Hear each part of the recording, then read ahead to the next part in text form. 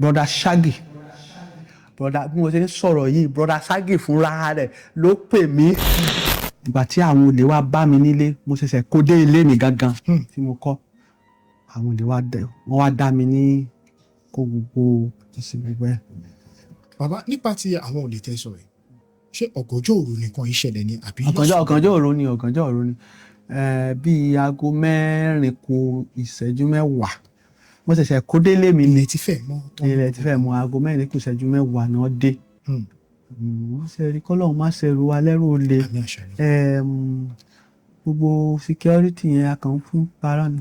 Wọ́n di bọ̀bọ́ tó wà lérí, wọ́n dè lẹ́ tó wà lẹ́nu gate. Wọ́n kọ́kọ́ dè bí ẹran sí kinní náà. Wọ́n dẹ̀ gé gbogbo kinní pálapàla tàbí sójú mi tó wọ́n gé wọ́n wọlé tiwọn ni. Àwọn 4 ni wọ́n wọlé, wọ́n gbé ìbọn dání. Bàbá, ẹ má bínú, bẹ́ ṣe dárúkọ Broda Shaggi yẹn torí ọ̀pọ̀lọpọ̀ àwọn ènìyàn wọ́n fẹ́ mọ ipò tí Broda Shaggi wà lẹ́nujọ́ mẹ́ta. Nínú àwọn nǹkan tí a gbọ́ àti Costa Rica, wọ́n ní wọ́n lọ ya skit. Broda Shaggi pè mí lánàá. Bí mo ṣe ń sọ̀rọ̀ yìí Broda Shaggi fúnra rẹ̀ ló pè mí. Kankan ṣe wọ́n.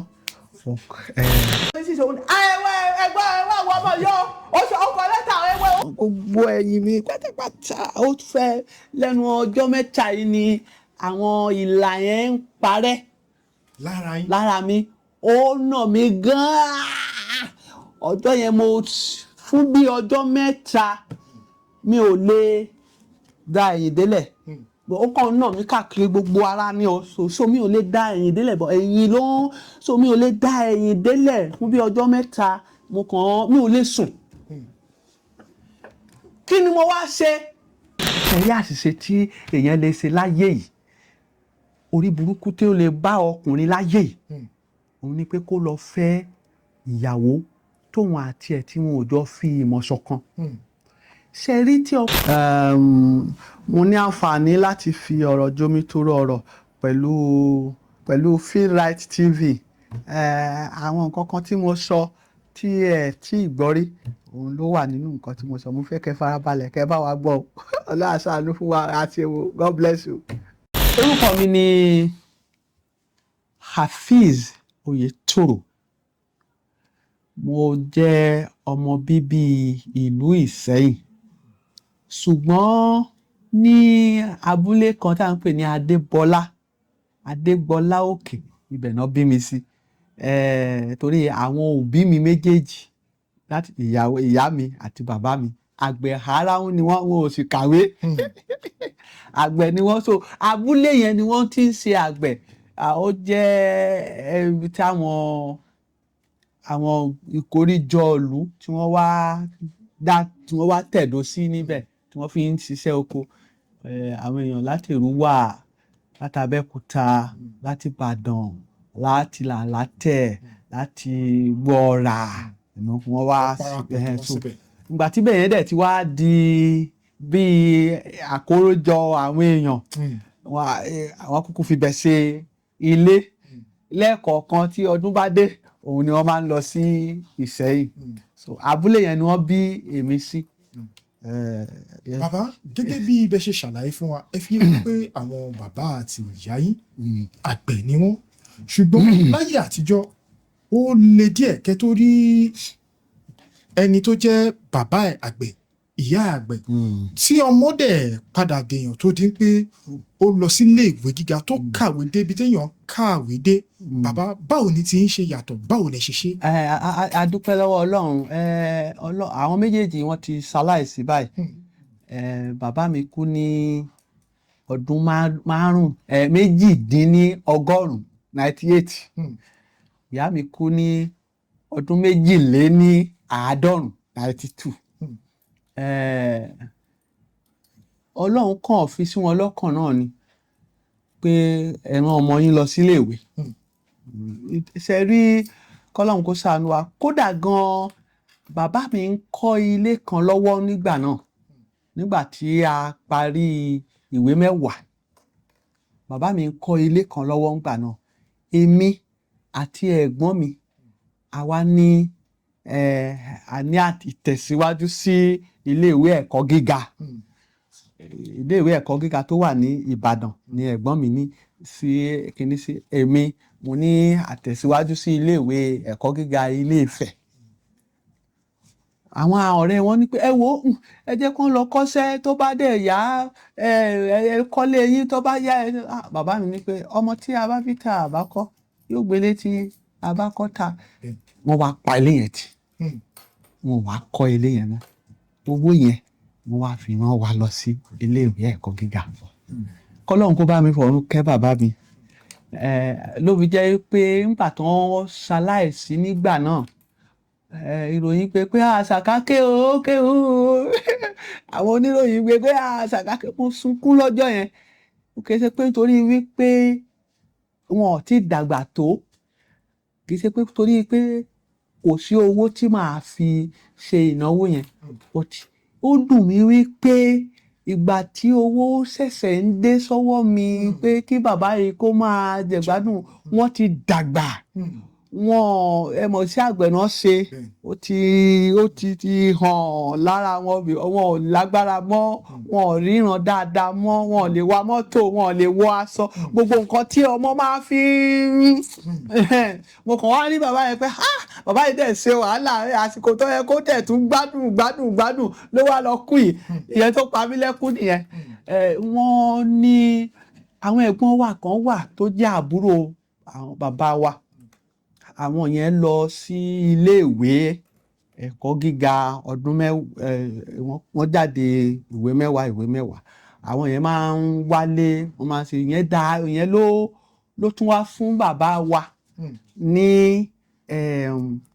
ìgboyà ṣe nígbà yẹn ó dàbí pé kò dá mi lójú dáadáa nǹkan tí mo fẹ́ sọ yìí ṣùgbọ́n mo rò wípé àwọn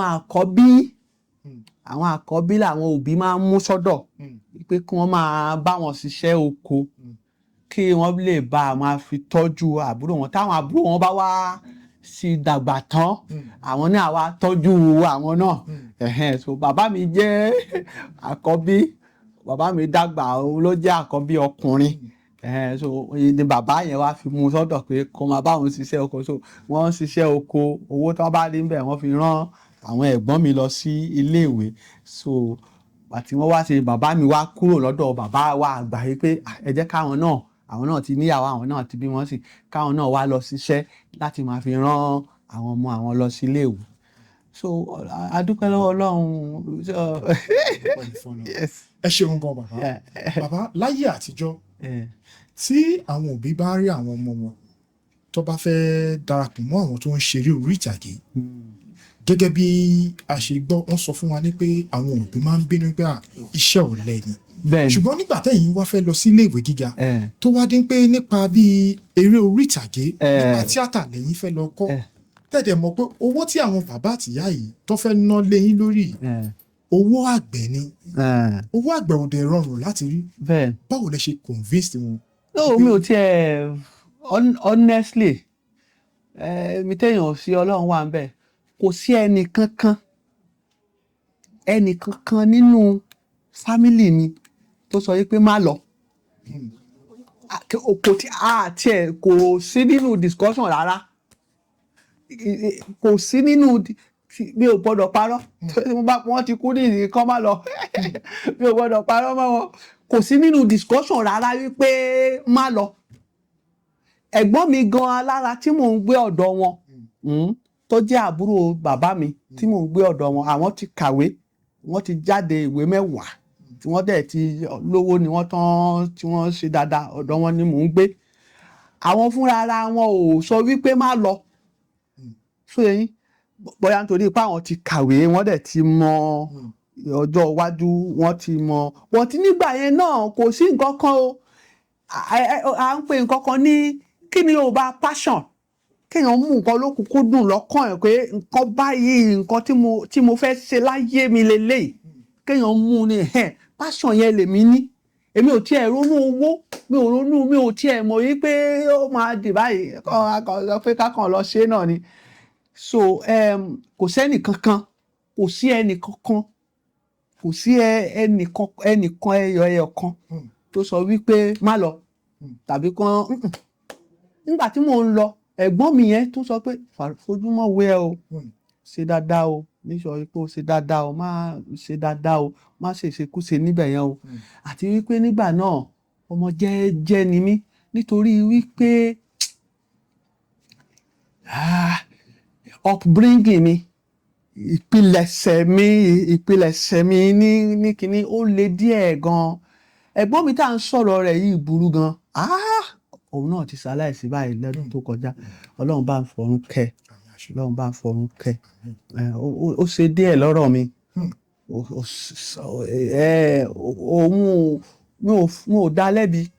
mi ò dá lẹ́bi because òun rò wípé bóun ṣe ń ṣe mí yẹn bẹ́ẹ̀ kò fẹ́ kọ́mọ òun ya dìndìnrìn kò fẹ́ kọ́mọ tán fi sọ́dọ̀ òun kó ya dìndìnrìn ó fẹ́ kó ṣàkóso kínní ṣùgbọ́n ọwọ́ ẹ̀ le gan ojoojúmọ́ ló máa nà mí ọjọ́ tí ò bá ti nà mí báyìí máa ní pé àyà mi á máa já pé ṣé ayé ò ti fẹ́ parẹ́ báyìí ó ń dàbí ìgbà yẹn mo wá lè sọ̀rọ̀ mọ́ mo wá di olúndùn mo di olúndùn so mo wá máa ń wo tẹlifíṣàn ní kíní pé so mo bá rí àwọn tó wá ń ṣeré yẹn inú mi máa ń dùn pé okay bóyá kí n kúkú lọ ṣe yẹn ní yunifásitì sódà máa fi ṣeré mi ò ní ṣiṣẹ́ màá kàn lọ sí yunifásitì màá kàn máa ṣeré kan tó kọ́kọ́ wà lọ́kàn mi lákọ̀ọ́kọ́ ọjọ́ nìyẹn bó tiẹ̀ jẹ́ pé nígbà mo wà ní iléèwé alákọ̀ọ́bẹ̀rẹ̀ àti iléèwé gíga ìwé mẹ́wàá àwọn olùkọ́ mi nígbà mo wà ní iléèwé alákọ̀ọ́bẹ̀rẹ̀ bí mo ṣe ń sọ̀rọ̀ tó yẹn mo ń sọ̀rọ̀ àwọn yẹn máa ń fi mí sínú eré ìparí ọdún nígbà tá a wá dé ìwé mẹ́wàá mo wá lọ darapọ̀ mọ́ àwọn ẹlẹgbẹ́ eré orí ìtàgé ibẹ̀ àti wọ́n máa ń ṣeré káàkiri máa ń ṣe àwọn òwe eré Yorùbá tí àwọn ìwé mẹ́wàá fẹ́ ṣe àwa máa ṣe káàkiri gbogbo àwọn iléèwé gíga around so ìgbà yẹn ni mo ti nífẹ̀ẹ́ sí eré orí ìtàgé nítorí pé tí mo bá ti wà lórí ibẹ̀ báyìí mo bá ti wà lórí ìtàgé báyìí àbí mo wà ní iwájú kámẹ́rà báyìí ìgbà yẹn ni mo máa ń gbádùn jù láyé yìí kò sí òfin tó kò sí freedom wà. That is where I see my freedom. I feel so free. So gbogbo ìgbà yẹn náà ìgbà tí mo wá dé yunifásitì tí mo ní àwọn ìpèníjà kéékèèké kan gbà náà but Ọlọ́run sáà bá wa ṣe sá. So now nítorí wípé bí wọ́n ṣe tọ́ mi dàgbà yẹn ó ní mí lára gan-an gẹ́gẹ́ bí mo ṣe sọ mi ò dá ẹ̀gbọ́n mi yẹn lẹ́bi torí pé òun rò wípé bákan náà ni gbogbo ọmọ ṣe rí èèyàn dẹ̀ gbọ́dọ̀ ná ọmọ dáadáa èèyàn gbọ́dọ̀ ná Bíbélì sọ wípé lọ ní ọkàn ọmọdé òun ni wèrè wà pé ẹgbàá la máa fi yọ kúrò so òun ti fọkàn sí pé wèrè ní gbogbo ọmọdé so but by the time tí màá fi dé yunifásitì mi ò lè sọ̀rọ̀ mi ò lè ṣe conversation báyìí ọ̀kan nínú àwọn olùkọ́ wa Chuck Mike òun ló wá rí mi pé ọmọ yìí ó ṣe sí dáadáa o wọ́n nígbà tí wọ́n ní ká ṣe audition bá mo ṣe dé tí wọ́n ní ká ṣe audition mi ò lè sọ̀rọ̀ ó wá mú mi lọ sí University of Ibadan lọ́dọ̀ wọ́n Mrs. Ajayi yẹn ló wá ṣiṣẹ́ lórí àti máa sọ̀rọ̀ dáadáa mi à ń pè yẹn ní speech therapist ló wá là mí lóhùn ìyẹn náà tún wà níbẹ̀ ẹ jẹ́ ká fi yẹn ti ọjọ́ mi yẹn ọjọ́ rẹ̀ ìyẹn náà so gbogbo oríṣiríṣi báyẹn ó wà so lákọ̀ọ́kọ́ kò sẹ́nì kankan tó sọ pé kí n má lọ lẹ́ẹ̀kejì ẹ̀gbọ́n mi náà òun náà ò sọ àtàbúrò àtẹ̀gbọ́n àti gbogbo kò sẹ́nì kankan rárá láti bẹ̀rẹ̀ pẹ̀pẹ̀. ẹ ṣeun gan bàbá lọ́dọ̀ ẹ̀gbọ́n yín nígbà tẹ́ ẹ̀ ń gbé ọ̀dọ̀ ẹ̀gbọ́n yín bàbá ǹjẹ́ ṣe ìrántí nǹkan èèyàn àbí méjì tẹ̀wọ́n pé ó fa nínà ní ìgbà yẹn tó pé ẹ̀ sì lè rántí sìn. ó ti pọ̀ jù ó ti pọ̀ jù. Ẹ̀gbọ́n mi ò ní pé ọ̀sẹ̀ gan, kò ní pé ó ṣàṣìṣe, kò sí mistake lọ́rọ̀ ẹ̀. Tí ẹ̀gbọ́n mi bá dé báyìí, tẹ́ bá ti gbọ́rọ̀ mọ́tò, everybody á kọ́kọ́ sára wọnú yàrá náà. Tẹ́ bá wá sá wọnú yàrá, èyí tí wọ́n rántí pé tí ẹ̀gbọ́n báyìí ṣáájú yín wọlé, tí ọ̀sẹ́ nìkan tó wá sọ pé ẹ káàbọ̀ sà, wàhálà ti dé. Ní ọjọ́ kan, ọjọ́ tí wọ́n nà mí tí mi ò lè gbàgbé jù láyé yìí, ọjọ́ yẹn ni ìyàwó wọn èkejì, ọjọ́ yẹn ó wọlé. Ọjọ́ yẹn ni wọ́n fẹ́ wọn wọlé. Ẹ̀gbọ́n mi ní nǹkan kan tó jẹ́ wípé tí ọkọ ẹ̀, tí ẹ bá ti rí ọkọ ẹ̀ lókèèrè, ibikíbi tí ẹ bá wà, ẹ dìde, ẹ lọ pàdé mọ́tò yẹn, ẹ wá bá mọ́tò yẹn wọlé. Mo wá ṣe lesson lọ́dọ̀ teacher wa kan. Mo wà ní primary school, mo wá ṣe lesson. So ìyẹn bá mi solve, mo tẹ̀ mọ̀ pé tí ẹ̀gbọ́n mi bá ti dé, mi ò lè jáde mọ́. So ìyẹn sì ti ń sáré sọ, mo ní ẹ̀gbọ́n mi ló ti ń bọ̀ wá yẹn, jẹ́ kí n sáré bẹ́ẹ̀ sí, so wá sílé. So ẹ̀gbọ́n mi kan kọjá, mọ́tò ẹ̀gbọ́n mi kọjá báyìí. Wọ́n dẹ̀ rí yín bẹ̀. Wọ́n rí mi, so ó kọjá báyìí. Mo ti mọ̀ pé wàhálà ti dé bá mi. So mo bá dìde, so wọ́n ti ṣe tán, wọ́n dìde. So wọ́n ti wọlé, wọ́n ti sọ̀kalẹ̀ inú mọ́tò báyìí. Wọ́n ní Majid, lọ pé àfíìsì wá fún mi. Wọ́n ti ń sọ, mo gbọ́, mo ní mo tún bọ̀ sà, èmi náà ní sà. Mo ṣe dé báyìí, wọ́n ní kúnlẹ̀ síbẹ̀ yẹn. Mo wá kúnlẹ̀, mo wá ka ọwọ́ sókè. Ẹ mọ̀ pé àwọn èèyàn wá kí wọn.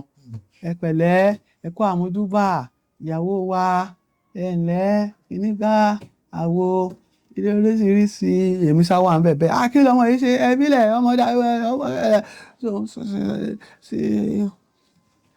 náà ṣe rí irin kan wà tá a máa fi ń ṣe kinní cotton gbà náà, irin wáyà báyìí. Bẹ́ẹ̀ni.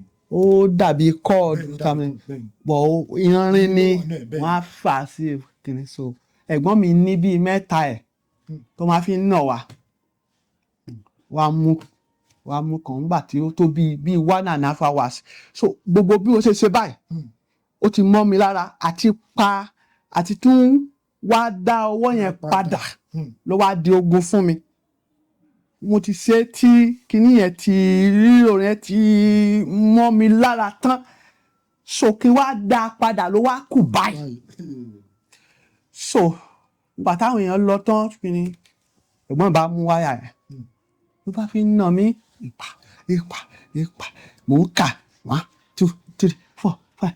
Nígbà tó di 12, 13, mo kàn lose count ni. Mi ò lè kà mọ́, mo gbàgbé, mi ò lè kà. Ìnira yẹn pọ̀ gan, gbogbo ẹ̀yìn mi pátápátá. Ó fẹ́ lẹ́nu ọjọ́ mẹ́ta yìí ni àwọn ìlà yẹn ń parẹ́ lára mi. Ó nà mí gan-an. Ọjọ́ yẹn fún bí ọjọ́ mẹ́ta mi ò lè dá ẹ̀yìn délẹ̀. Ó kàn nà mí káàkiri gbogbo ara ni o. So mi ò lè dá ẹ̀yìn délẹ̀, bọ̀ ẹ̀yìn ló ń. So mi ò lè dá ẹ̀yìn délẹ̀ fún bí ọjọ́ mẹ́ta. Mi ò lè sùn. Kí ni mo wá ṣe? Ó rí mọ́tò mi, ó dẹ̀ ń wò mí bọ̀. Nǹkan tí mo ṣe nìyẹn. Ọjọ́ yẹn mo rò wípé ẹ̀gbọ́n mi fi ìyà jẹ mí lọ́nà àìtọ́. Mo rò pé ẹ̀gbọ́n mi ó fìyà jẹ mí lọ́nà àìtọ́. Ó dùn mí gan. Bó bá jẹ́ wípé mo jẹ́ ọmọ tó lágbájá tí wọ́n ṣe treat mi nígbà yẹn, mo ti di lónà. Mo tún wá di lónà sí. Mi ò wá lè báyàn interact kankan rárá mọ́.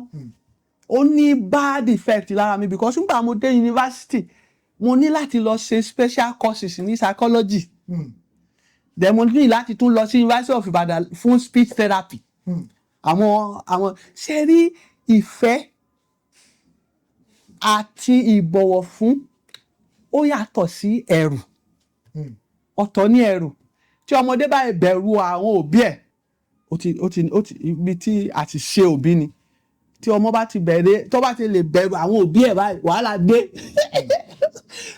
ó máa ṣiṣẹ́ lọ ni ó máa ṣiṣẹ́ ni ó yẹ kí àwa òbí ká wá ọ̀nà bí àwọn ọmọ wa bí wọ́n ṣe máa ní ìfẹ́ wa tí wọ́n wá bọ̀wọ̀ fún wa tí ọmọ bá bẹ̀rù òbí ẹ̀ kò ní bọ̀wọ̀ fún because ó kàn máa bọ̀wọ̀ fún nígbà tí òbí yìí bá wà ń bẹ̀ but tí ò bá ti sí ń bẹ̀ mọ́ gbogbo nǹkan tí òbí yìí ní kó má ṣe ló máa ṣe but tó bá ní ìfẹ́ òbí ẹ̀ tó bá fẹ́ ṣe nǹkan kan dádì mi ò dẹ̀ ní láìkí mi dẹ̀ ní láìkí kí dádì mi no mi ní ṣe ọ̀tọ̀ ní ẹ̀rù ọ̀tọ̀ ní ìbẹ̀rù ọ̀tọ̀ ní ìbọ̀wọ̀ ẹ̀gbọ́n mi yẹn ló jẹ́ mọ̀ wípé ìyàtọ̀ wà láàrin ìbọ̀wọ̀ fún àti ìbẹ̀rù but gẹ́gẹ́ bó ṣe sọ òun ò mọ̀ wípé kò yẹ kí Ìṣẹ́yìn la wà àwọn old school gbogbo discipline tí ò ní kí wọ̀nyẹn ni ọkọ mi máa ń bá mú gbà náà ọmú ṣètò wá ní àwọn ẹ̀gbọ́n mi àtàwọn àbúrò bàbá àtàwọn kìíní tí wọ́n fààyàn mọ́ra dáadáa tí wọ́n ṣe dáadáa so nǹkan tí Ọlọ́run fi yọ mí pátápátá tí mi ò fi di lónà pátápátá ni wípé mo lọ sí yunifásitì bá mo wá dé yunifásitì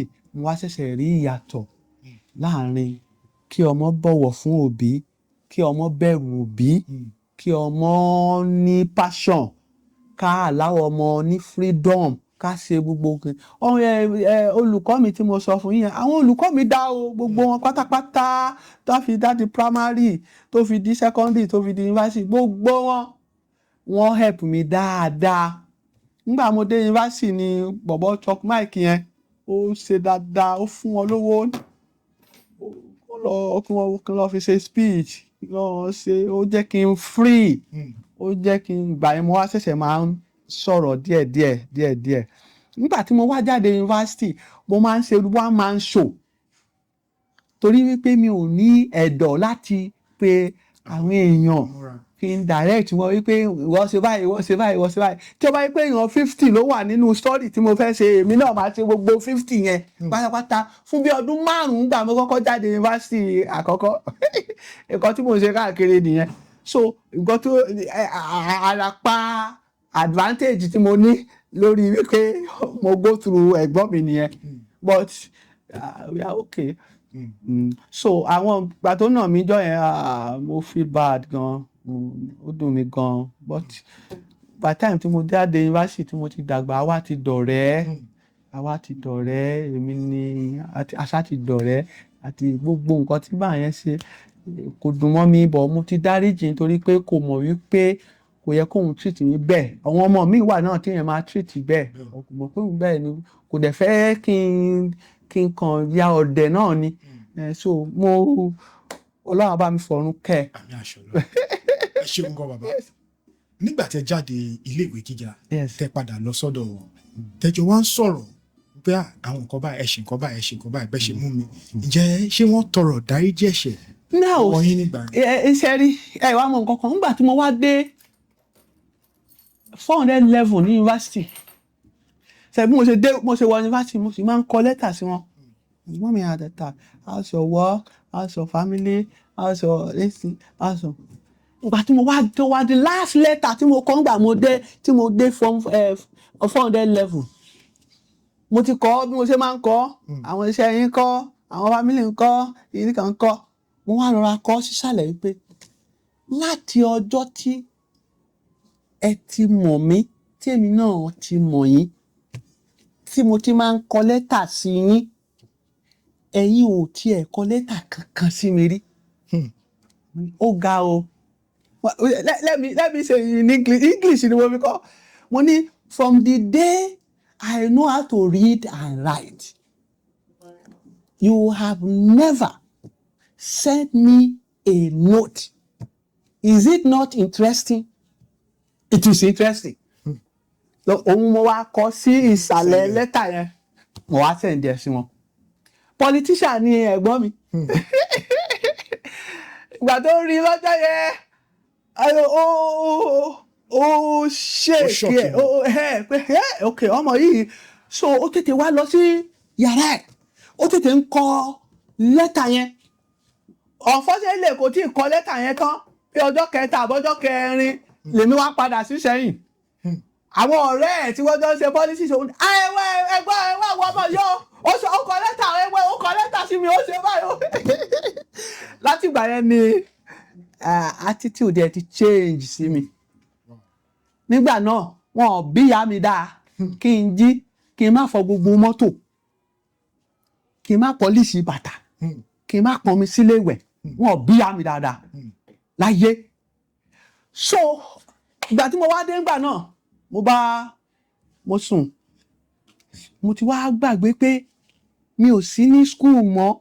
Mo kàn pẹ́ kí n tó jí, mo ṣe jí báyìí mo kàn sáré jáde, mo rí tí ẹ̀gbọ́n mi ń fọ mọ́tò. Wọ́n láti dé, mo ṣe fẹ́ ó ní no. Mo ní ó ní no mo ti fẹ́ mo ní ẹ má bínú ní no. And I a big man. So ó ti ronú yẹn pùwàdà yẹn kí tẹ̀ ṣe wípé I think mo rò wípé ó ní ẹ̀mí fulfilment pé yes ọmọ yìí náà ti di àgbà, nǹkan tí mo fẹ́ kó dà ó ti dà. Torí ẹ̀ ni mo wí pé mi ò ní ọkọ ìgéèsì ẹ̀kọ́ náà bá Fọ̀rúkẹ́. Ẹ ṣeun gan. Bàbá lẹ́yìn ìgbà tẹ́ dé ilé ìwé gíga tẹ́ṣẹ̀ padà lọ sí ìlú Ìbàdàn gẹ́gẹ́ bẹ́ẹ̀ sọ fún wa pé bẹ́ẹ̀ ni mo ti lọ ṣe masters mi. Bẹ́ẹ̀ àwọn speech àwọn nǹkan bẹ́ẹ̀ ṣe kẹ́lẹ̀ fi máa sọ̀rọ̀ yẹn. Ǹjẹ́ ṣẹ́yìn àtẹ̀gbọ́n yìí ṣe ṣàlàyé àwọn nǹkan tẹ́ go through fún wọn nípa? No mi ò ṣe. Wọn ò dẹ̀ mọ̀ nípa. Wọn ò mọ̀ nípa ẹ̀. But mo ti ṣe interview lóríṣiríṣi tó ti kà á tó ti gbọ́. Bóyá nítorí àwọn nǹkan wọ̀nyẹn tí wọ́n gbọ́ yẹn wọ́n change sí mi gan, wọ́n change sí mi gan. In fact Ọlọ́run lò mí láti kí n máa bá wọn sọ̀rọ̀. Mo máa ń bá wọn sọ̀rọ̀ pé bẹ́ẹ̀ ṣe ń ṣe yìí ẹ jọ̀ọ́ ẹ máa rọra ṣe díẹ̀díẹ̀, ẹ ti burú jù. Ṣé mo ti dàgbà kiri mọ́, so mo ní ẹ ti burú jù ọkọ, ẹ ti burú jù. Wọ́n ṣe kú náà láìpẹ́ yìí náà. Ẹ ṣeun gan bàbá. Gẹ́gẹ́ bí ẹ ti ṣe ṣàlàyé gbìngbìn díẹ̀ bó ṣe le díẹ̀ bó dẹ̀ ṣe ṣépù ní gẹ́gẹ́ bí èèyàn tó gbé kò lè sọ̀rọ̀ dáadáa, àti ń pé nígbà tẹ́tí ẹ̀ tún padà délé ìwé gíga ibẹ̀ lẹ ti ní orí ọ̀fẹ́ díẹ̀ láti tẹ̀síwájú láti lọ ṣe àwọn nǹkan tó yẹ pé kẹ́ lè mọ bí ẹ ṣe máa bá ènìyàn sọ̀rọ̀. Bàbá báwo lẹ ṣe wá pàdé ìyàwó yín gan? Torí ẹ̀yin tó yẹ pé ẹ lè sọ̀rọ̀. No ẹ mọ̀ pé mo ti jáde wá sí ìgbà náà, mo dẹ̀ ti wá lè sọ̀rọ̀ náà. But náà mi ò lé agbájá lóbìnrin káàkiri up till now. Yàtọ̀ sí ìyàwó mi, èmi kò sí wàhálà, kò sí rẹpẹtẹ. Yàtọ̀ sí ìyàwó mi. Now nǹkan tó ṣẹlẹ̀ ni pé in school tá a wà yìí ni mo ti rí ìyàwó mi. Ọ̀rẹ́ mi kan wà níbí, Gbénga Wíndàpọ̀ lórúkọ ẹ̀ ń jẹ́. A jọ bẹ̀rẹ̀ ní Ìbàdàn ni. So òun ti tètè wá sẹ́kọ̀ọ́ tiẹ̀, ó ti wá gbaṣẹ́ níbí ní education, ó ń kọ́ wọn ní drama minor. So èmi náà mo kàn wá kí lọ́jọ́ kan pé kínní lọ́wọ́ ní òun dẹ̀ ní director social, àwọn kínní wọ́n lè ó yá wá bá wa ṣe kínní òní ní closing period or closing ceremony kí wá bá wọn ṣe one man show. Mo wá ṣe one man show. Ọ̀gá wọn ńgbà náà Professor Noah, was Dr. Noah ńgbà yẹn, àti gbogbo àwọn ọ̀tọ̀kùlú iléèwé gbogbo wọn náà wà ń bẹ̀. So wọ́n ṣàárí mi ńgbà náà. So ńgbà tí wọ́n wá dá tíátà sílẹ̀, wọ́n lẹ́yìn wá ní bọ̀bọ́ yẹn o ẹ jẹ́ kó ńgbà tí mo wá dé wọ́n ṣà fún mi níṣẹ́. Kódà gan-an ńgbà wọ́n fẹ́ fún mi níṣẹ́ níbí báyìí, ṣé wọn pé èmi ò mọ̀ pé a máa ń ní certificate a máa ń ṣe wọ́n ṣẹ̀ṣẹ̀ tún wá fún mi ní ọ̀sẹ̀ méjì iṣẹ́ ọlọ́run pọ̀ o ọlọ́run kó bá mi lọ́ra ẹ̀mí Professor Noah báyìí ọlọ́run dẹ̀ bá mi fún un ní ìmọ̀ àti òye gbogbo nǹkan tí máà náà ń wá láyé ọlọ́run kó bá mi fún lọ́pẹ́lọpẹ́ wọn lọ́pẹ́lọpẹ́ ọlọ́run àti lọ́pẹ́lọpẹ́ àwọn èèyàn wọ́n ní Mr. Oyetoro we give you 2 weeks go and get all your certificates and bring it. Pé nítorí wípé wọ́n ti rí mi rí pé mo perform ní ọjọ́ yẹn so now mo ṣẹ̀ṣẹ̀ wá lọ sí GC office ẹjọ́ wọ́n mà ní wọ́n máa ń gba certificate wọ́n á fún mi certificate mo ṣẹ̀ṣẹ̀ wá lọ sífẹ̀ mo fẹ́ gba certificate wọ́n fún mi certificate mo ṣẹ̀ṣẹ̀ wá lọ sí secondary school mi tí mo ti jáde mo ṣẹ̀ṣẹ̀ wá lọ gba certificate sẹ́yìn nígbà yẹn nǹkan tó jẹ́ pé tó fi rí bẹ́ẹ̀ ni wípé èmi ò mọ̀ wípé máa ṣiṣẹ́ kankan rárá ju pé iṣẹ́ tíátà yìí lọ so mi ò bọ́dà láti gba certificate kankan rárá mo kàn kàwé yẹn náà ni nígbà tí wọ́n rí àwọn ọ̀rẹ́ kejì mi ṣe masters èmi náà lọ ṣe masters kọ́ má dàbí pé eré ló ń ṣe olódo ni kò mọ̀wé so èmi náà kàn lọ ṣe mo dẹ̀ kúrò bẹ́ẹ̀ mo dẹ̀ ń ṣe tíátà kiri so mo wá sọ wípé kí n wá so mo wá ṣẹ̀ṣẹ̀ wá lọ sí Ìbàdàn mo lọ sí Ifẹ̀ mo lọ sí Kòso community grammar school mo lọ sí WAEC office náà nítorí wípé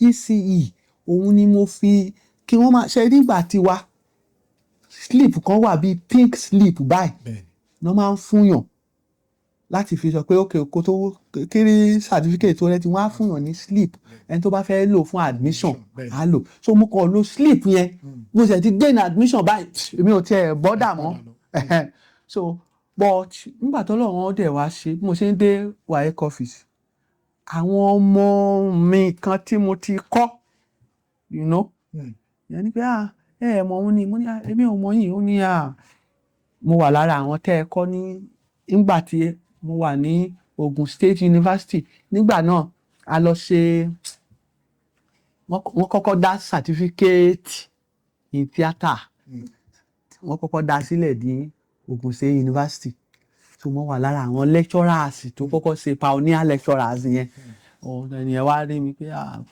wọ́n dẹ̀ lọ sínú ilé wọ́n dẹ̀ bá mi mu gbogbo nfa àti nígbà mo dé Ìbàdàn náà kàn bá mi mu náà nígbà mo dé fẹ́ wọ́n kàn bá mi mu náà because nígbà yẹn mo ti bẹ̀rẹ̀ sí ìgbà tí mo padà wá síbí yìí láti wá ṣe kinní yẹn àwọn èèyàn tí ń rí mi díẹ̀ wọ́n kàn rí mi díẹ̀ ni kò tí ì jáde náà bọ̀ àwọn èèyàn tí ń ṣalábàápàdé mi lórí tẹlifíṣàn kò tí ì sí fíìmù rẹpẹtẹ ńgbà náà bọ̀ wọ́n ti ń ṣalábàápàdé mi lórí tẹlifíṣàn lórí kinní so gbogbo wọn ti rò pé so kò ṣòro fún mi láàrin ọ̀sẹ̀ kan mo ti gba gbogbo certificate yẹn tán mo dẹ̀ wá mú wá gbà wọ́n ṣe wọ́n dẹ̀ fún mi níṣẹ́ bíbá ìgbà ibi iṣẹ́ yẹn ni mo wá wà nígbà mo wá dé bíbá yẹn ọ̀rẹ́ mi yẹn náà bí ọmọ ìyá alájọ jẹ́ àfíìsì ṣó ò ní fẹ́yàwó ni mo ní máa fẹ́yàwó nítorí wípé iṣẹ́ mi ò tiẹ̀ nígbà míì ó lè jẹ́ pé ẹ̀ẹ̀mẹ́ta bẹ́ẹ̀ ni màá sunú ilé mi gangan hòtẹ́ẹ̀lì níra èyí torí iṣẹ́ á ti gbé mi lọ sí èló dẹ̀ là ń gbà kò sówó rẹpẹtẹ lórí ẹ̀ náà but passion yìí la fi ń ṣe so wá ní pé ó yẹ kó ti níyàwó mo ní bẹ́ẹ̀ ni èmi náà wá ń wáyàwó àkànrọ̀ ọmọ náà tó kọjá ni so mo wá lọ béèrè ẹjọ́ ọmọ yìí o báwo ni wọ́n ní ẹni tí wọ́n ní máa ń pẹ́ ọkàn wọn máa ní lọ ṣùṣù kò ní dáṣẹ́ àmì ṣùṣù yẹn gan-an òun lè mí fẹ́ so mo bá ṣàgéré akẹ́kọ̀ọ́ ni ó ti wá ṣe final nígbà náà NC ní bíbá yìí wà final year ó wá gbé final project ẹ̀ wá fún supervisor ẹ̀ tó máa bá a ilé ọmọ o ṣàlàáfíà ni orúkọ mi ni Afeez Oyetoro èmi náà ṣẹ̀ṣẹ̀ bẹ̀rẹ̀ ẹsẹ̀ bíbá yìí ni mo dẹ̀ rí pé wọn náà ṣẹ̀ṣẹ̀ fẹ́ jáde ni pẹ̀lẹ́ Afeez lórúkọ mi kí lórúkọ ẹ nǹkan báyẹn pálapàla ni asásọ̀rọ̀ lọ nílẹ̀ Yorùbá téèyàn bá ti rí obìnrin èèyàn ń tètè toast ẹ̀ báyẹn o but lágbára Ọlọ́run wàá tún wá next week tó bá wá dé next week yẹn màá toast ẹ. ẹ sọ fún wọn nígbà yẹn. àtàtà toast ẹ nígbà bọ̀ ó wá ń bọ̀ ní ó sàn bọ̀ ní bọ́dà ọ̀rẹ́ mi ọba mi bá ọmọ yìí sọ̀rọ̀ bí ọmọ bá ṣe fẹ́ kọ̀míṣe mi fẹ́ nì ọ̀rẹ́ mi Gbénga yẹn ló wá bá mi wá ó kò lè lórí dáadáa bàṣà ṣe fẹ́ ra wa nìyẹn o lágbára Ọlọ́run lónìí ìbáṣepọ̀ yẹn ti dá gan ọmọ dáadáa ni ìyàwó mi Ọláìdé Olómi ni mo máa ń pè Ọláìdé Olómi ìyàwó tá a dá ni ṣe rí àṣìṣe tí èèyàn lè ṣe láyé yìí orí burúkú tí ó lè bá ọkùnrin láyé yìí òun ni pé kó lọ fẹ́ ìyàwó tóun àti ẹ̀ tí wọn ò jọ fi ìmọ̀ ṣọ̀kan ṣe rí tí ọkọ àti ìyàwó bá fi ìmọ̀ ṣọ̀kan tí apá kan lé ẹ mọ́ tápá kejì náà lé ẹ mọ́ tí apá kejì ń lé àfè tápá kejì náà lé àfè tí wọ́n jọ fi ìmọ̀ ṣọ̀kan kò ní sí wàhálà rárá ọmọ náà fi mí lọ́kàn balẹ̀ gan-an kọ́lọ́run kó bá mi lọ́rẹ̀ mi ẹ̀ tó bá ń wo kínní mo appreciate ẹ gan o ìyàwó ayarere lọ́ọ̀dẹ ọkọ ni Ọlọ́run bá mi wà pẹ̀lú ẹ Ọlọ́run wà àwọn ọmọ wa o àwọn ọmọ sì ìyá ni àwọn ọmọ máa ń ṣe jù Ọlọ́run jẹ́ kí àwọn ọmọ yẹn náà kọ́ wọ ọlá tèmi kọ́ dẹ̀ wọ ọlá tiẹ̀ kọ́ tọ́jú wa papọ̀ so mo ṣe fẹ́ nìyẹn o mo ṣe fẹ́ nìyẹn ọbọ ọ̀rẹ́ mi ló parí iṣẹ́ yẹn ọ̀rẹ́ Gbénga yóò dáa fún ọ ṣeun. ẹ ṣeun bàbá gbogbo nǹkan tí ẹ ń sọ ẹ tó bí ọmọ ọdún mélòó ní ìgbà yẹn. mo ti fẹ́ẹ̀ tọ́mọ 40 ọdún torí nígbà tí mo di 40 ọdún mo tó ṣẹ̀ṣẹ̀ marry. 40 years. 40 years.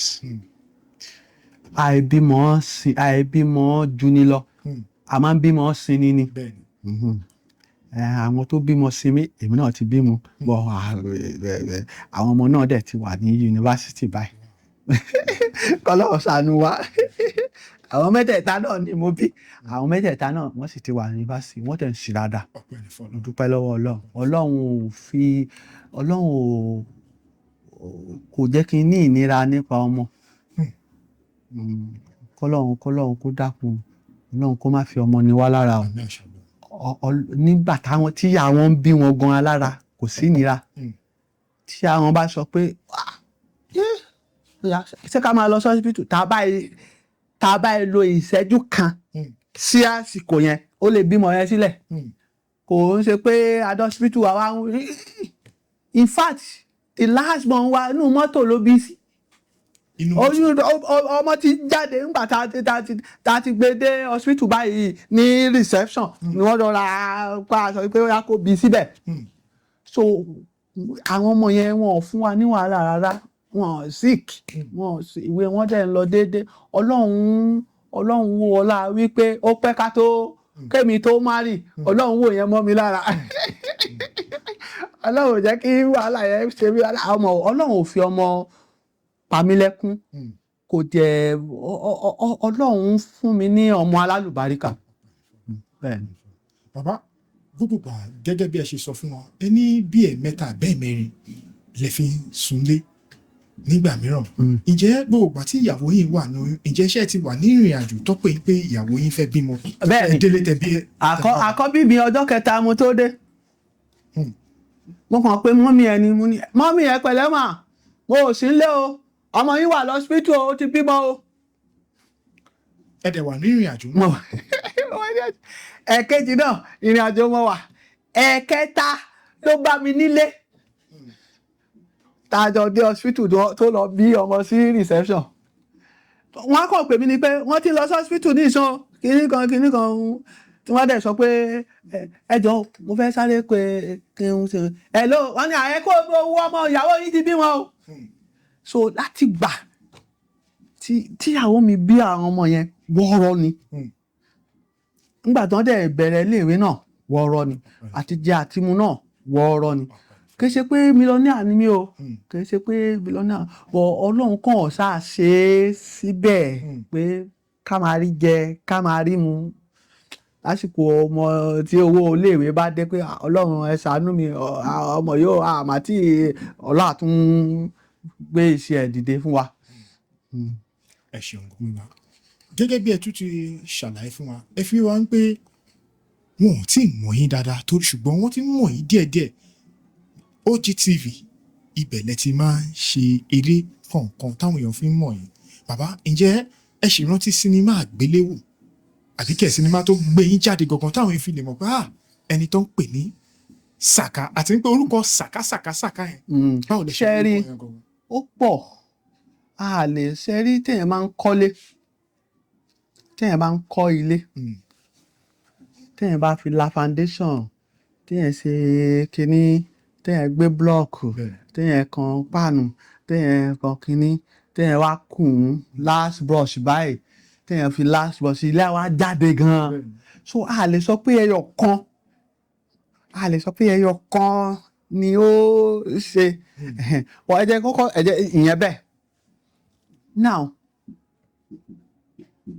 nígbà tí mo kọ́kọ́ dẹ́kun èmi àti ọ̀rẹ́ mi Gbénga yìí náà ni a ní idea kan a pè ní house apart àwọn ọ̀rẹ́ wa yẹn náà àwọn ọ̀rẹ́ wa kan náà tún wà àwọn yẹn producer ni wọ́n àwọn náà produce ẹ̀ àwa la kàn kọ story dẹ̀ bá wọn ṣe so òun play Sule èmi play Saka ibi tí Saka ti jáde nìyẹn so bàbá Alágúnmu simply Saka so Saka yẹn làwọn Ètísàlà ti rí tán fi pé tí ìyàwó ọ̀rẹ́ mi kan wà ọ̀rẹ́ mi kan náà tún wà tí bí ọmọ ìyá ni wá so ìyàwó ẹ̀ wà níbi agent kan center page ní kinní ìyẹn ló wá sọ fún mi pé wọ́n wá bí pé Saka wà ń bẹ̀ ẹ́ lọ ọ̀yá o gbọ́dọ̀ pé Saka wá ìyẹn ló wá pè mí tí mo lọ sí audition kinní Ètísàlà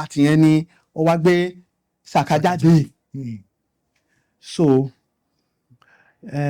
ẹgbà tó dé stage kan àwọn èèyàn kọ́ rò wípé bóyá MTN ni wá gbé owó ńláńlá wá wọ́n wá já mi gbà kó ní ọ̀dọ̀ Ètísàlà kò rí bẹ́ẹ̀ ètò ní gbogbo nǹkan olùkọ́ ni mí mo mọ rírì integrity kéèyàn ní òótọ́ kéèyàn dẹ̀ sí nígbà tí mo bá àwọn center page ṣe iṣẹ́ yẹn èmi àti Ètísàlà ní agreement kankan rárá àwọn agent yẹn nìkan ni mo ní agreement pẹ̀lú tá a bá dẹ̀ ti fẹ́ ṣe kinní wọn á ṣe kinní á kọ agreement láàrin oṣù mẹ́ta ẹ gbọ́dọ̀ ṣe nǹkan kan tó jẹ mọ́ eléyìí o oṣù márùn-ún oṣù mẹ́fà oṣù mẹ́jọ ti lọ kó tó di pé MTN wá pè mí. àwọn kankan àbí agent ló wá ní kí MTN ní kí agent yẹn pè mí nítorí pé advert kan tí Ètísàlà ti ṣe tí wọ́n lọ mọ́ọ̀kì wọ́n lọ fi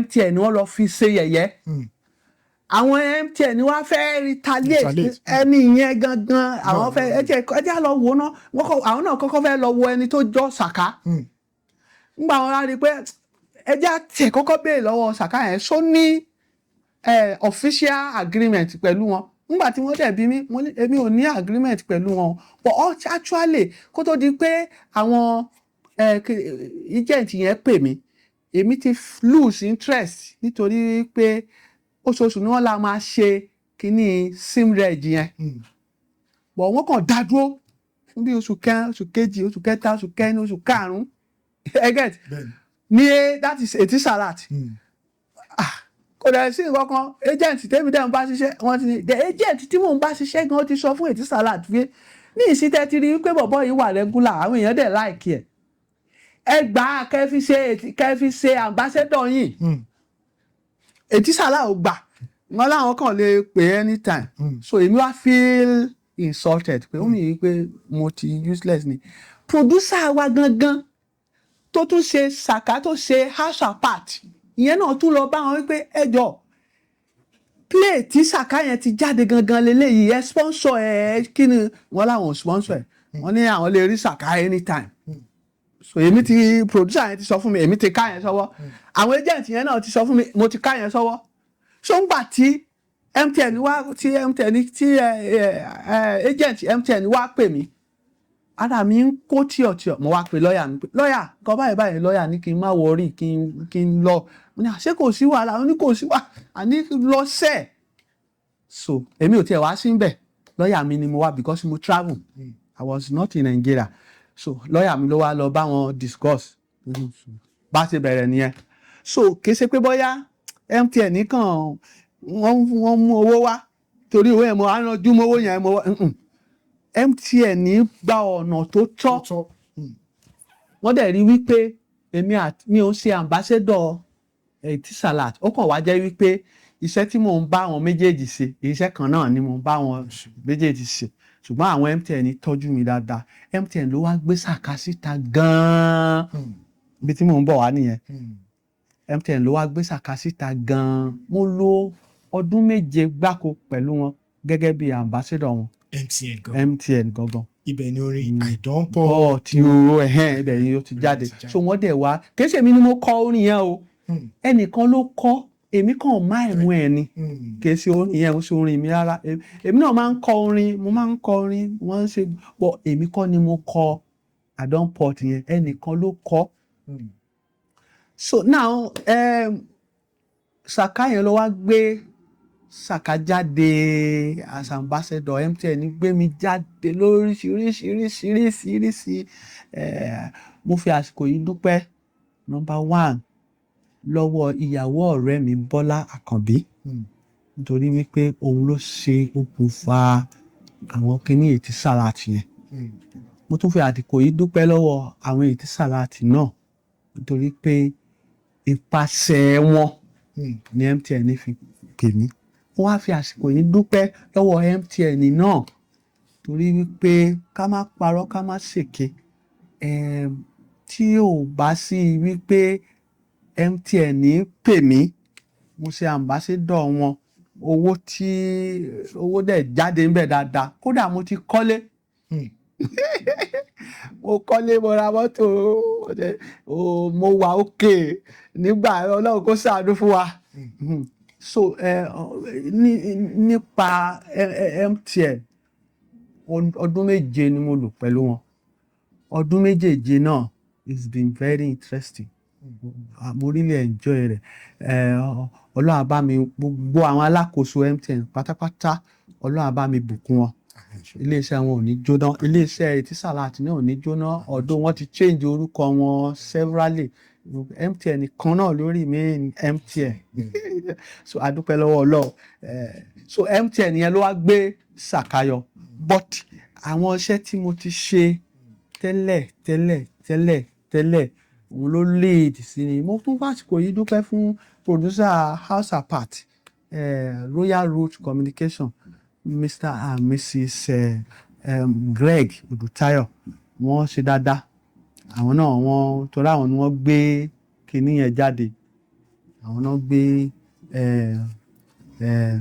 Saka àti kinní jáde nígbà náà about 5 television stations ló ń ṣò ẹ̀ and it was nígbà náà wọ́n sọ yí pé apart from Bapa Ajasco House Apart was the second most watched comedy on TV nígbà náà so Ọlọ́run kan lò wọ́n fún mi náà ni.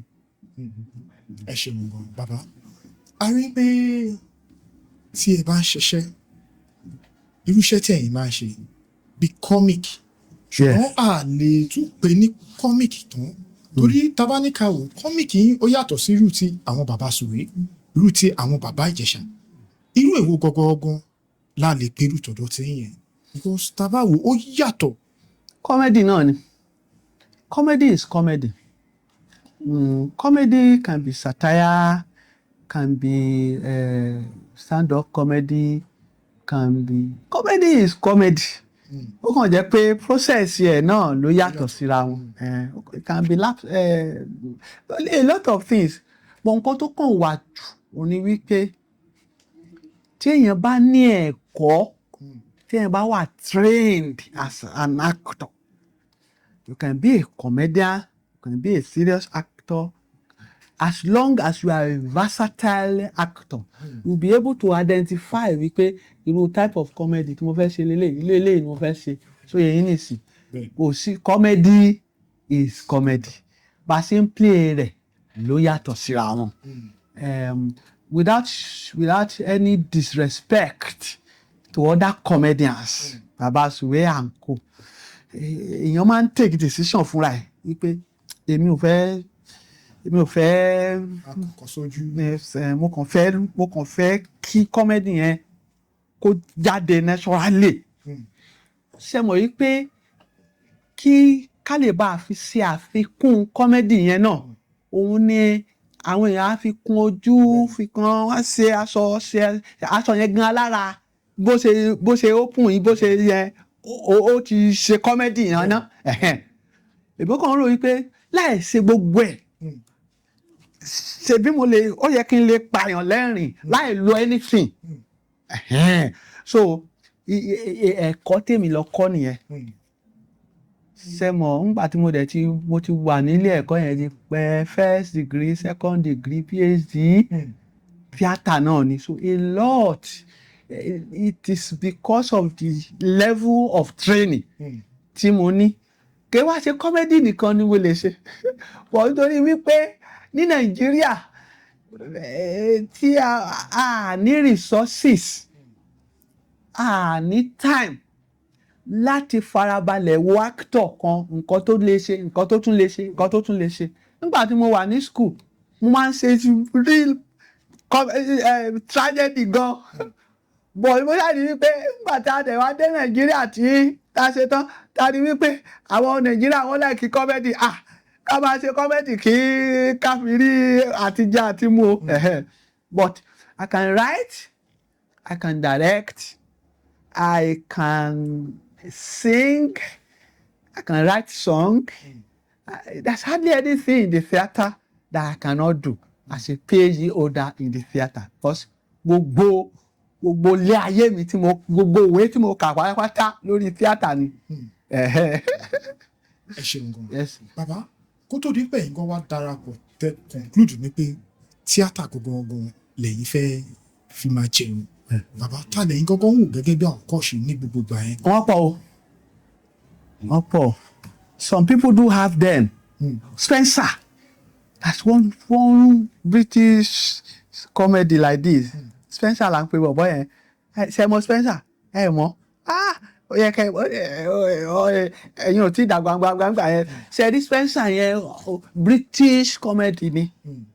Wọ́n máa series ni. Máa ń wò lórí television. Wow, this is fantastic. But nǹkan tí mi ò like nípa Spencer ni pé he is a disruptive comedian. Ó máa ń da nǹkan rú àwọn èèyàn dẹ̀ máa ń rẹ́rìn. But mo kàn like expression ẹ̀, ojú ẹ̀, bó ṣe máa ń sojú, bó ṣe máa ń lè wà. So that's number one.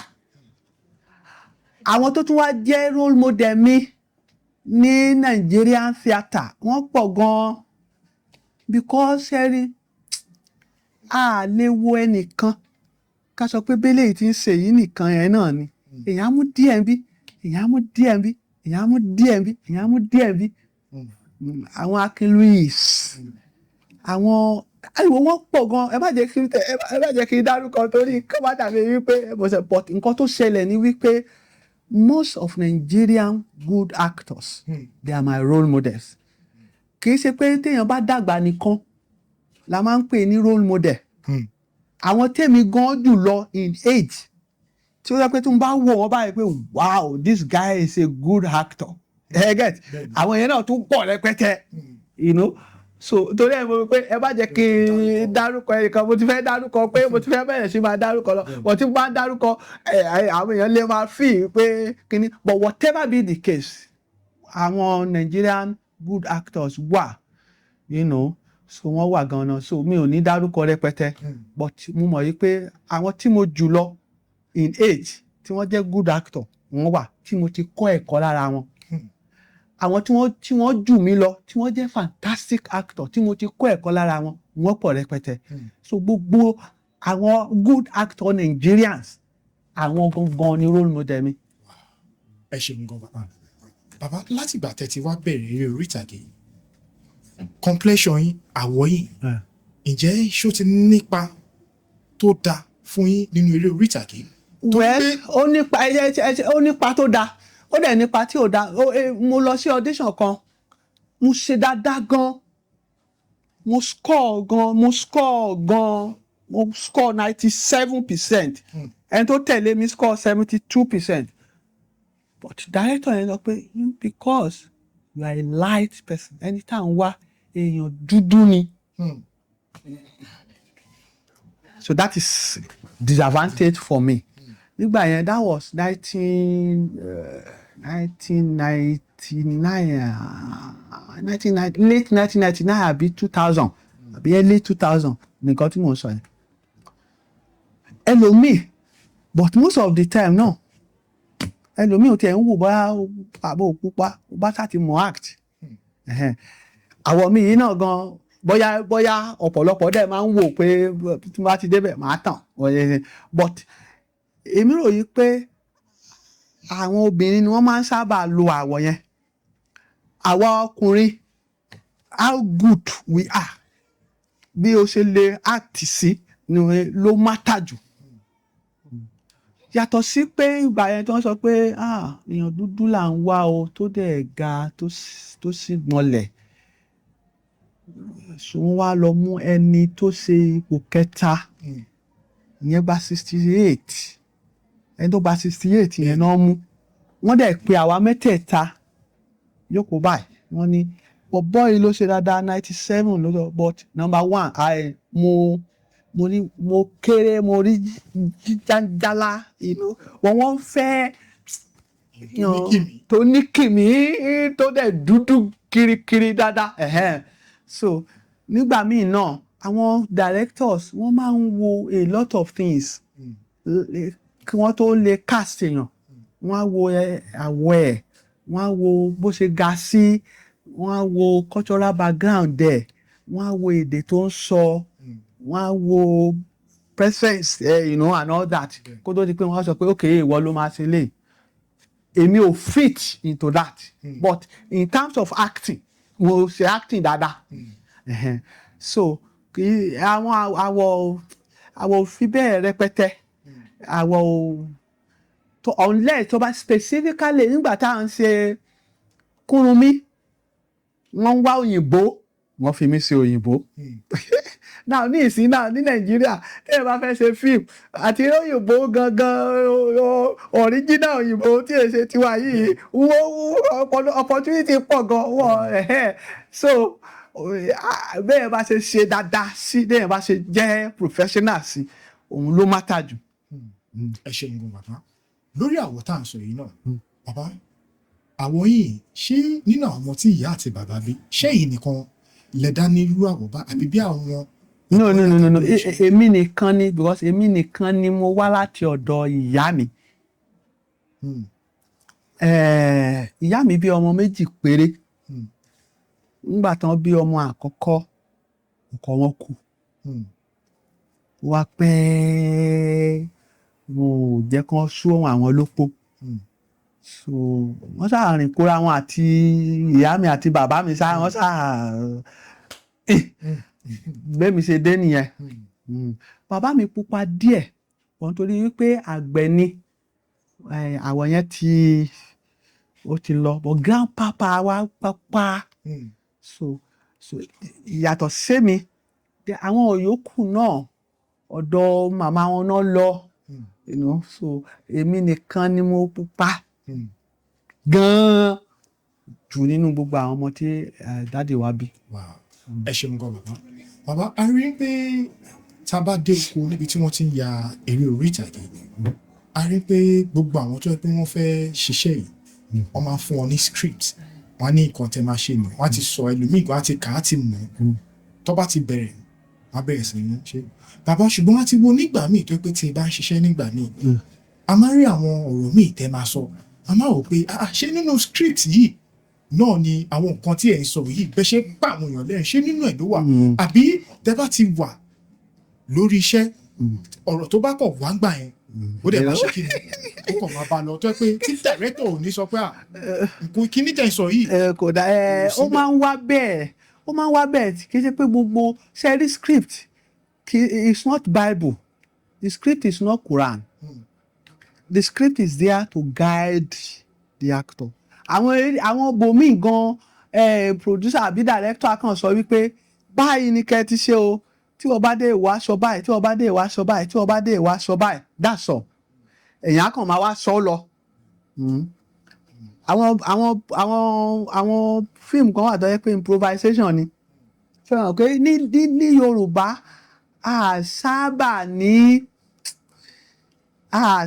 ní script dáadáa nígbà kan but script tí wọ́n ti ń kọ script díẹ̀díẹ̀ ní ìsìn nígbà kan wọn ò ní kọ script synopsis ni wọ́n á kọ scene breakdown ni wọ́n á kọ ẹlòmíì á dẹ̀ sọ wípé nǹkan tó wà nínú script yẹn gangan lòún fẹ́ that is when the script is well written but most of Nigerian movies script wọn ò sábà ṣe dáadáa because ọ̀tọ̀ ni kéèyàn ọ̀tọ̀ ni bá ṣe ń write comedy script ọ̀tọ̀ ni bá ṣe ń write tragedy script so tí script writer yẹn ò bá wá tí ò bá fi ata iyọ̀ magí sínú ẹ̀ wọ́n máa allow àwa actor pé ẹ rọra fi magí sí ẹ rọra fi iyọ̀ sí ẹ rọra so àwa fi magí yẹn sí a fi iyọ̀ sí most of the time àwọn nǹkan tí ó wà nínú script la máa ń sọ but once in a while la máa ń fi àwọn àjàsà kéékèèké sí kó lè bá a kún dáadáa. ẹ ṣeun gan bàbá kó tó dé pé a bẹ̀rẹ̀ àwọn nǹkan wọ̀nyí a ní àwọn nǹkan kan wà nílé pé lórí page wa yẹn tí ọ̀pọ̀lọpọ̀ àwọn ènìyàn nílé tó fi máa ń wò tá bá ti dé abala ìrírí la máa ń gbé abala yìí ó pẹ̀lú nǹkan tó yẹ pé tá a ṣe gbé sílẹ̀ pé kí àwọn èèyàn lè máa kẹ́kọ̀ọ́ níbẹ̀ òun la ṣe máa òun ni a ṣe máa la ṣe gbé abala yìí sílẹ̀ bàbá látìgbà tẹ́ ti bẹ̀rẹ̀ eré orí ìtàgé àbí kẹ̀ tẹ́ ti délé ayé ìrírí wo gangan lẹ ti bá pàdé tó jẹ́ làmìlaka tó yẹ pé ẹ̀ lè ẹ́fà gbàgbé.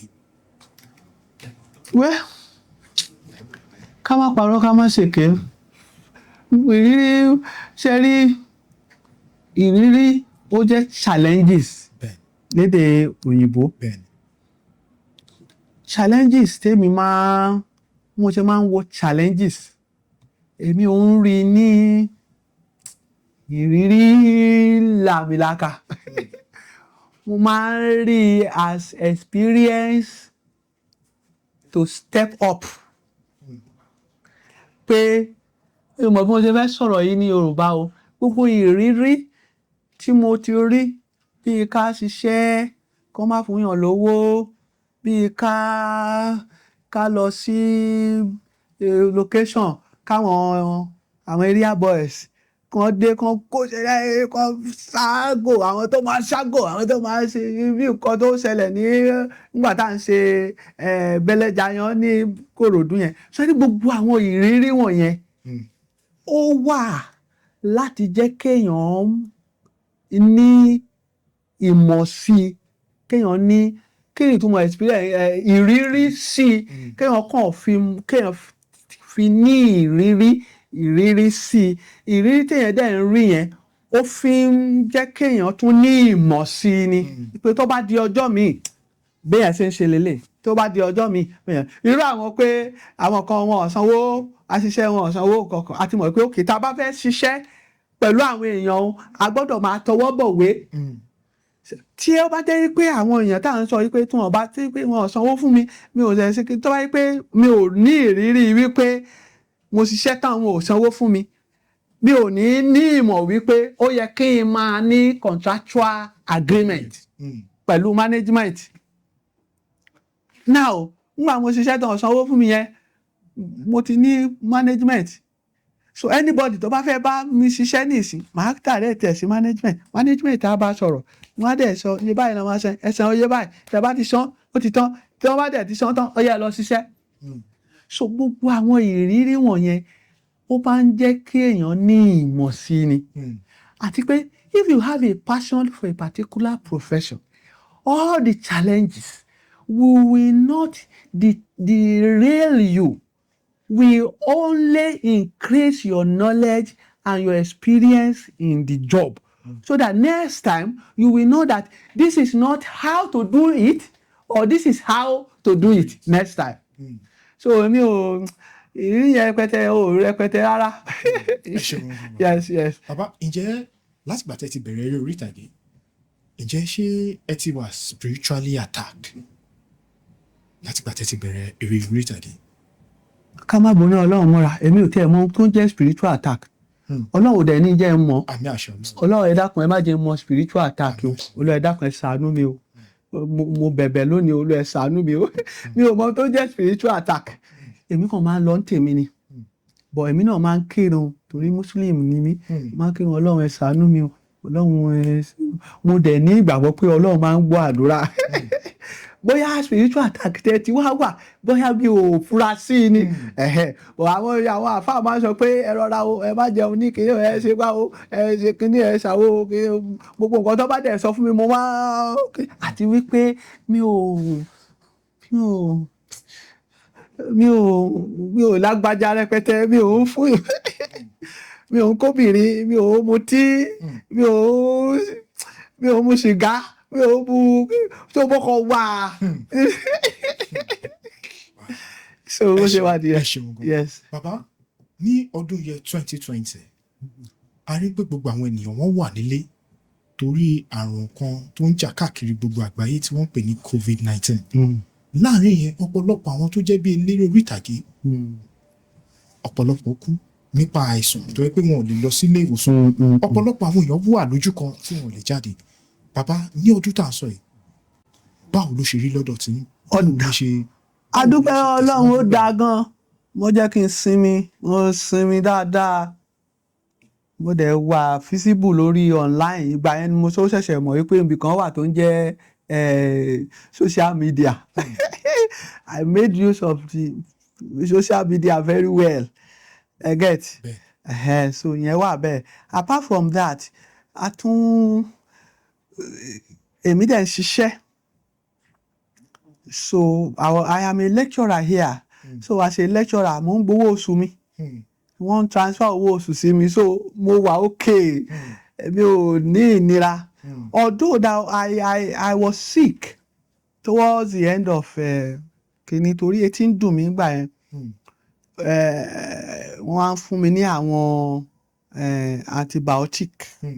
Mo ń gbà á sí kìíní, ó ti wá pọ̀ jù. So wá jáde lára mi for some weeks. Mo wà nílé tí mo nurture ẹ̀. Yàtọ̀ sí yẹn, it was fantastic. Although àwọn nǹkan kan wà tó yẹ kéèyàn ti jáde kéèyàn máa lọ ṣe, ó dẹ̀ tún wá jẹ́ kọ́ wa lọ́gbọ́n. Ó jẹ́ ká mọ̀ wípé social media lórí fóònù àbí kéèyàn lo laptop ẹ̀ ó wà pa gan. Èèyàn lè máa ṣe nǹkan lórí social media téèyàn ò tẹ̀ ní jáde téèyàn kàn máa sọ̀rọ̀ téèyàn. So ìgbà yẹn, in fact ọ̀rẹ́ mi kan tó jẹ́ pé gbogbo ojoojúmọ́ ló máa ń lọ sọ́fíìsì. Social media ẹni ò jẹ́ ó lọ corona kìíní ẹni ò jẹ́ kó lọ sí ọ́fíìsì lójoojúmọ́ báyìí. A kàn wá ń ta, a kàn sí kìíní ẹ̀ á dẹ̀ sí lẹ́ẹ̀kọ̀ọ̀kan lá lọ sí ọ́fíìsì. So advantage tó wà ní corona period yẹn nìyẹn, but èmi náà rọra sick díẹ̀, but kì í ṣe corona kìíní ní it was as a result of the antibiotics tí mo lò jù ni mo dẹ̀ ti gbádùn gbà yẹn. So Ọlọ́run bá wa ṣe ní family mi o. Ọlọ́run bá wa ṣe tọrọ jẹ owó àtijẹ àti mu because èmi ń ṣiṣẹ́ wọ́n dẹ̀ ń fún mi lówó oṣù. So ẹ ṣeun gan bàbá. láti ìgbà tẹ́ ti wá bẹ̀rẹ̀ eré orí ìtàgé ǹjẹ́ ṣe rántí iṣẹ́ tí ẹ ṣe tó jẹ́ pé kó tó dín pé bóyá ẹ ṣiṣẹ́ náà ipa tó ní kẹ́ kó nínú iṣẹ́ náà ó fún yín wàhálà. Yes, yeah, head of state, Uncle Jimmy. Head of state yẹn ó fún mi ní wàhálà gan-an. Head of state yẹn fún mi ní wàhálà. Head of state ní kínní. So Uncle Jimmy ló direct ẹ. And ìgbà tí ó wá jáde mo rí i pé máa yí ṣiṣẹ́ lórí mi gan. Èmi ni mo kọ́ ẹ̀kọ́.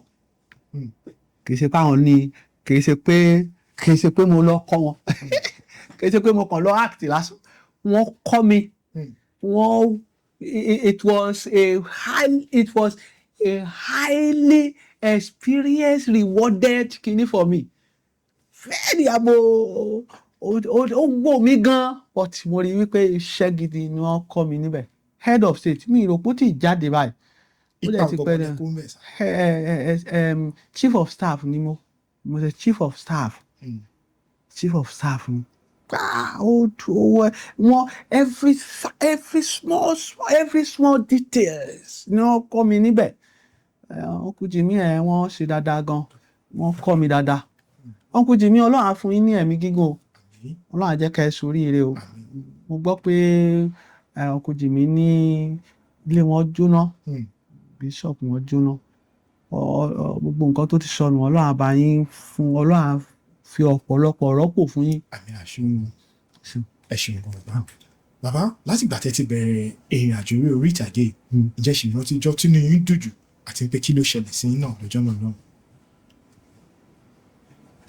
Gẹ́gẹ́ bí mo ṣe sọ fún yín, gbogbo ìgbà nínú mi máa ń dùn. Tó bá ti wà lórí stage báyìí inú mi ń dùn ni. Àbí mo wà níwájú kámẹ́rà inú mi máa ń dùn ni. Because that is the time I experience total freedom. It is a spiritual total freedom for me. So although nígbà tí mo kọ́kọ́ gba owó tó pọ̀. Nígbà tá a kọ́kọ́ bẹ̀rẹ̀ ṣe bí kan fún ní 10 naira, 5 kìíní kan, àtòyá ó di 2000, àtòyá sí. Bá lọ ṣiṣẹ́ kan, mo bá kọ 120. I think 120 àbí 150. Mo lọ ṣe l'Abuja. 100.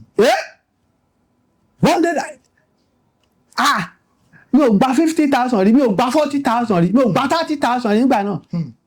A lọ ṣe advert kan ni. Advert tí mo gbá ọba létí yẹn.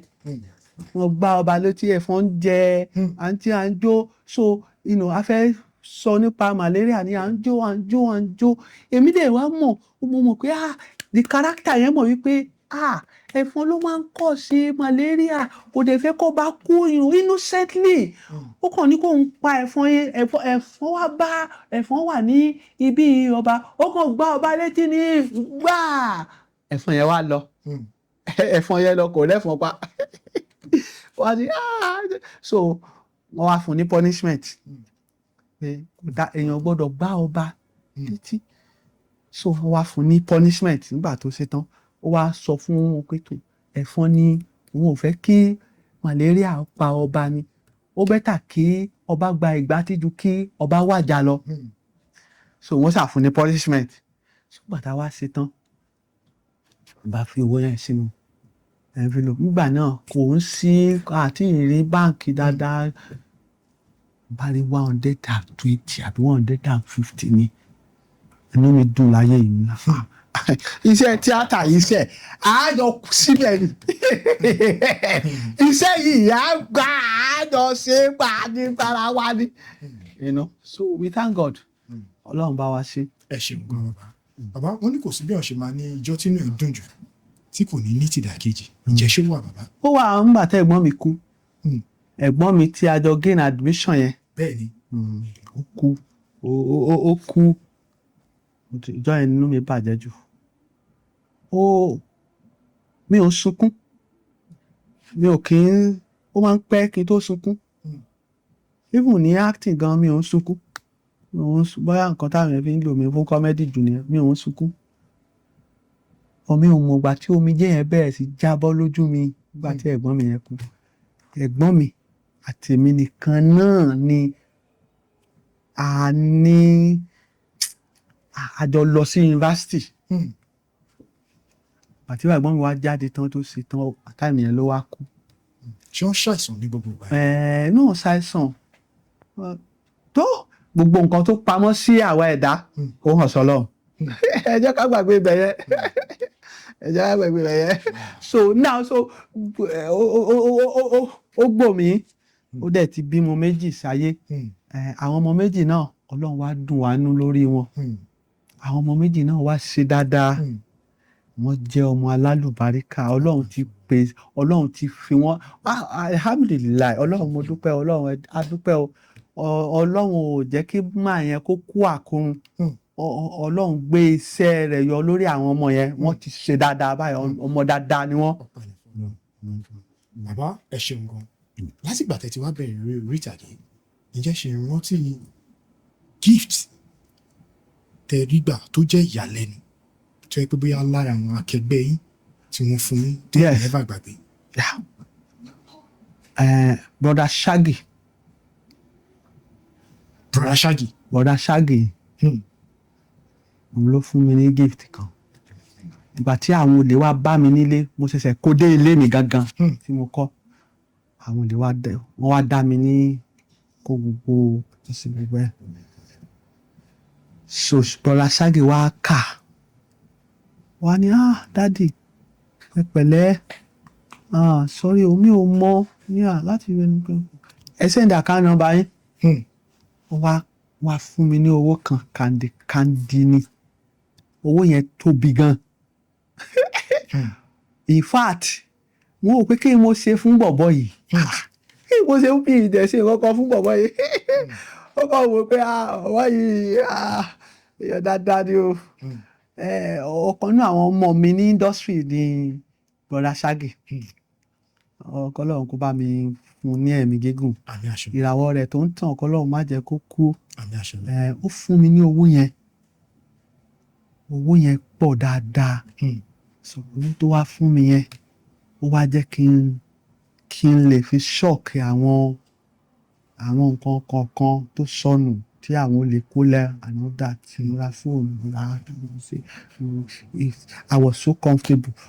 Mi ò mọ̀ bóyá ó máa like kí n sọ iye owó yẹn ni ò fi sọ torí pé kò fẹ́ ariwo. Mo mọ̀ lóore Broda Shaggi. Ọlọ́run á wú ẹ, Ọlọ́run á dá ẹ sí o. Ọlọ́run á jẹ́ kó soríire o. Mo mọ̀ lóore gan.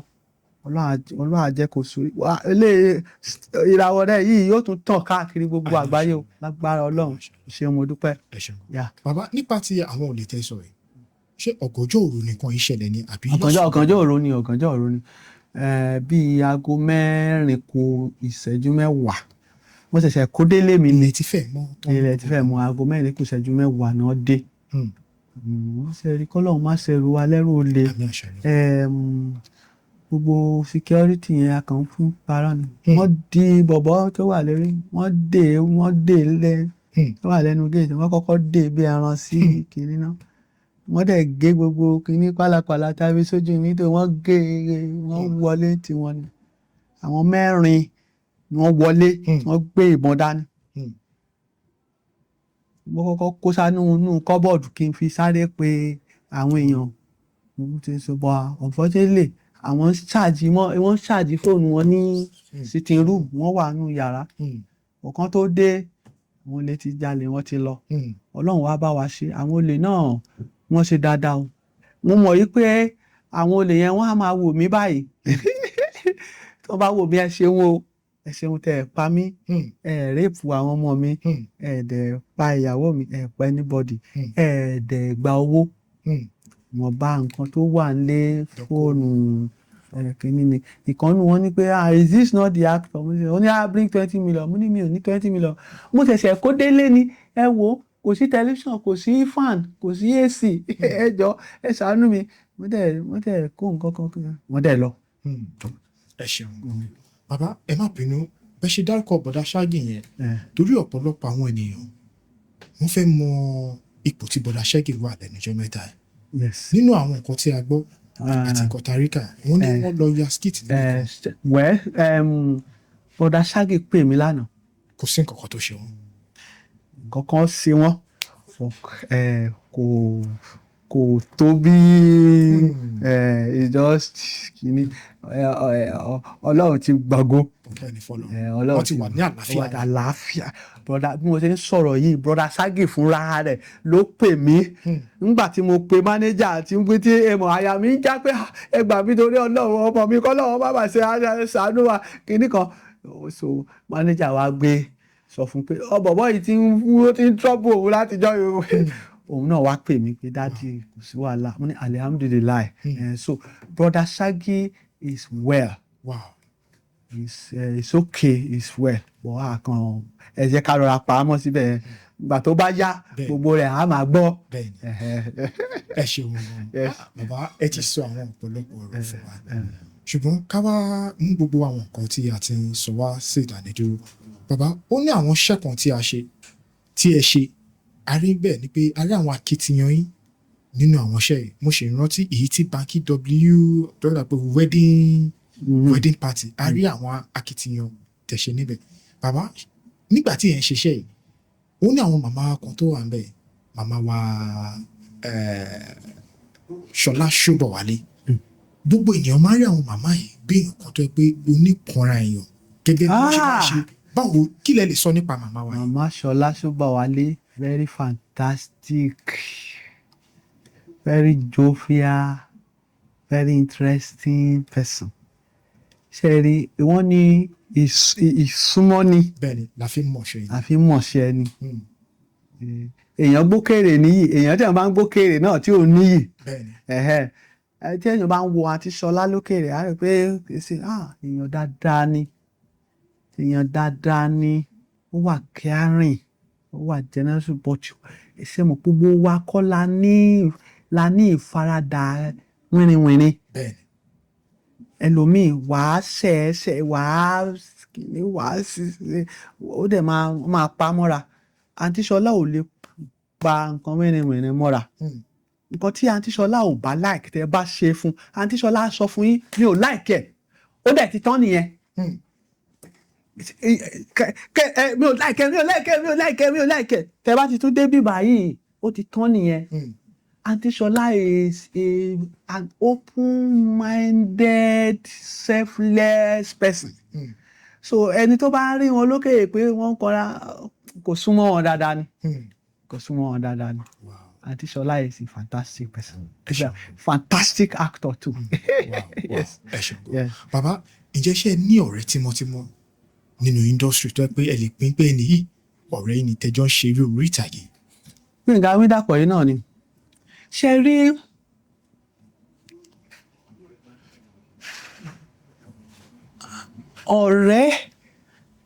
ọ̀rẹ́ tímọ́tímọ́ gan kò ń sábà sí lẹ́nu iṣẹ́. Níbi àpàdé lẹ́nu iṣẹ́ kò ń sábà sí. Ọ̀rẹ́ tí èèyàn bá ti establish before ibi iṣẹ́ àwọn yẹn lọ̀rẹ́. Mo ní àwọn ọ̀rẹ́ mo ní Yínká kan bí nínú iṣẹ́ yìí náà ni o. Mo ní Yínká kan mo ní Gbẹ̀ngà Wídàpọ̀ nínú iṣẹ́ yìí náà ni o.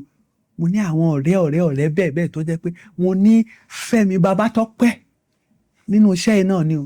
Mo ní Ìwà Àlàbí nínú iṣẹ́ yìí náà ni o. But tá kan everybody yá pa díẹ̀ get wow fantastic.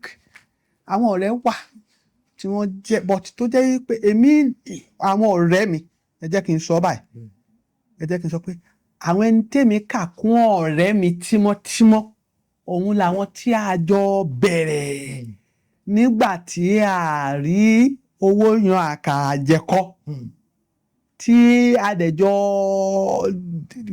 dé òkè báyìí tàjọ dé level tàjọ wà yìí àwọn yẹn gangan ni ọ̀rẹ́ tímọ́tímọ́. Ọ̀rẹ́ wà ní industry náà o àwọn ọ̀rẹ́ tímọ́tímọ́ tó súnmọ́ra dáadáa àwọn ni. Ẹ ṣeun gan. Bàbá ó ní ìbéèrè yìí tí mo ní ṣaláì má béèrè lọ́wọ́ yín gẹ́gẹ́ bí gbajúmọ̀ tẹ́ jẹ́.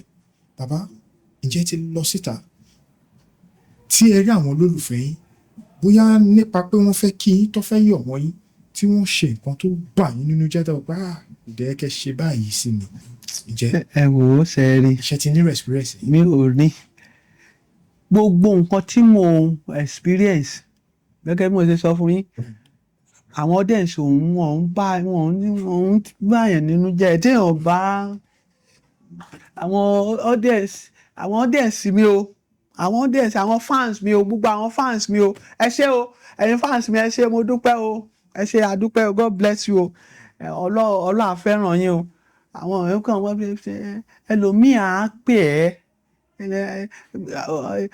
nígbà ọjọ́ kan báyìí mò ń lọ taxi driver kan ó ní ẹ wojú ẹ wo bó ṣe ń wò wọ́ bí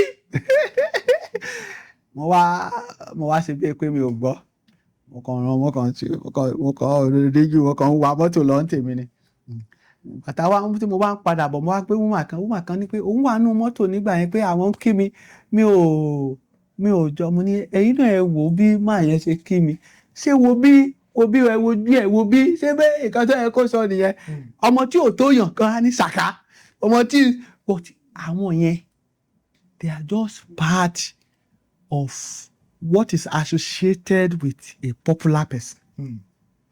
Gbogbo wa ní ìsinyìí a ní Ọbásanjọ́ a ní Tinubu wọ̀tá bá ní Tinubu